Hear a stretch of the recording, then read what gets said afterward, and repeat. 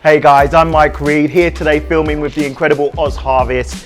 A beautiful dish with you today, a labour of love but totally worth it in the end. An amazing Beef Shin Raviolo. I'm taking you all the way to Italy. Guys, this is a great dish to use up all of those veggie ends in your fridge. They go straight into the stew, your onions, your carrots, all those bits and pieces. It's just a perfect way to use it up. And the beef I'm using is beef shin, which is so underused. You can get it so cheap from your butcher. You will not be disappointed.